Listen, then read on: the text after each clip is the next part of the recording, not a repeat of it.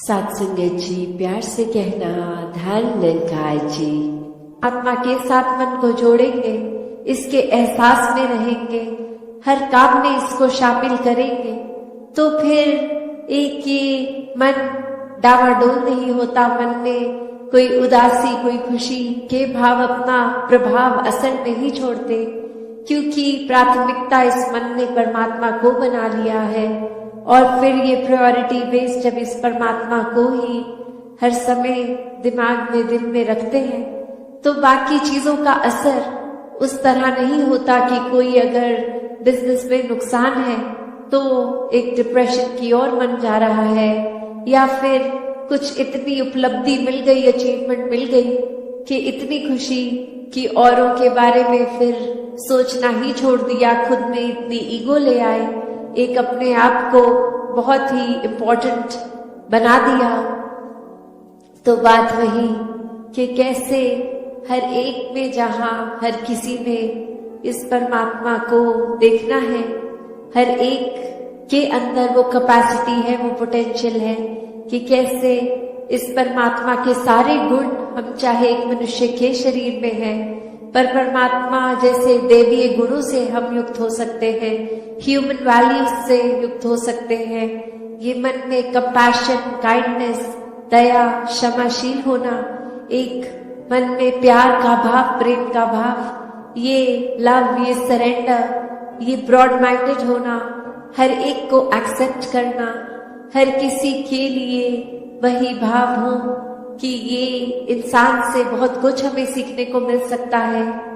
दिल कारण ना ढूंढे कि कैसे किसी से भी नफरत की जाए, हर किसी से फिर वही बात जो अभी सत्संग में भी हम सुन रहे थे कि एकत्व जब इस्टेब्लिश हो जाता है, वननेस स्थापित हो जाता है, तो वो वननेस कोई उस बात की बात नहीं है कि हर कोई एक जैसा दिखे। एक फिजिकली तो हर किसी के शक्ल, आकार, फीचर्स एक बहुत ही अलग है। कोई किसी रीजन के होते हैं तो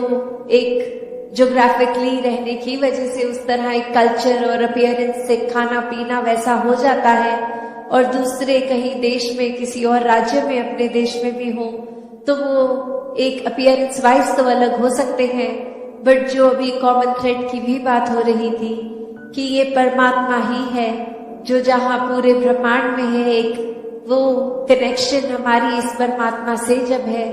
तो संसार के हर इंसान से हर कोई अपना है, हर एक में ही परमात्मा का वास। तो कैसे जब इस परमात्मा से प्यार हो जाता है, इस परमात्मा के अलावा फिर और कुछ दिखता ही नहीं है, हर एक में ही दिखता है, तो फिर ये भाव वही आ जाते हैं कि ये संसार बहुत ही सुंदर है,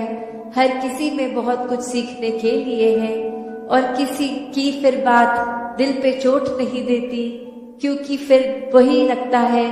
कि कोई वजह होगी, किसी का दिन अच्छा नहीं जा रहा होगा, शायद किसी की तबीयत नहीं ठीक कि इतनी इरिटेशन हो रही है, इतना तंग हो रहे हैं कि कुछ खराब हमें बोल रहे हैं। तो बात वही कि हर किसी के अंदर जब ये परमात्मा दिखता है तो एक अच्छाइयों को ही भक्त उठाते हैं, किसी की कमियों को इस तरह संसार के आगे नहीं उछालते। एक दिल में अगर वाकई ही एक कंसर्न है उस इंसान के लिए, तो उस इंसान को डायरेक्टली जाके उसके पीठ पीछे एक बैक बाइटिंग नहीं, उसको सामने जाकर बोला जाता है कि ये जो आपने बात कही वो ठीक नहीं थी, इसमें अगर आप सुधार कर ले तो वाकई ही आपका सुधार हो जाएगा, अगर आप अपने थोड़ा बिहेवियरल चेंज लेके आएंगे। और फिर संत यही समझाते हैं कि बिहेवियरल चेंजेस तो टेम्पररी फिर भी हो सकते हैं, कुछ देर की लर्निंग के लिए हो सकते हैं, फिर कभी और ये बिहेवियर वापस हो सकता है अग्रेसिव, एंग्री। तो फिर कैसे हर समय के लिए एक मन को शांत रखना है, शीतल रखना है, मन में सहजता रखनी है, मन में सुकून का भाव रखना है, तो इस परमात्मा से ही जुड़ना होगा, क्योंकि इस परमात्मा को दिल में बसाएंगे तो मन में ये सारे इमोशंस ठीक तरह से काम आएंगे। जहां ये आत्मा का कल्याण हो, ये आत्मा का इस परमात्मा से मिलन होता है, तो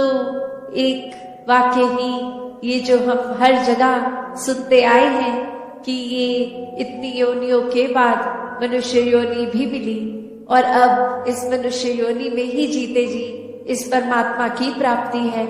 और अगर कोई उस आइडियोलॉजी से सहमत नहीं भी है, सिर्फ इसी जीवन को अपनी फर्स्ट लाइफ की तरह भी देखे, तो भी कितना कुछ है जो जीवन का समय, कितना टाइम है जो हमें मिला है, इतने साल मिले हैं, उसको हमने कैसे जीना है, उसको हमने किस तरह पॉजिटिवली, कंस्ट्रक्टिवली हर समय को जीना है। तो दातार ऐसे ही भावों से हर एक को युक्त करे। सात संगत जी, दान निकाय जी।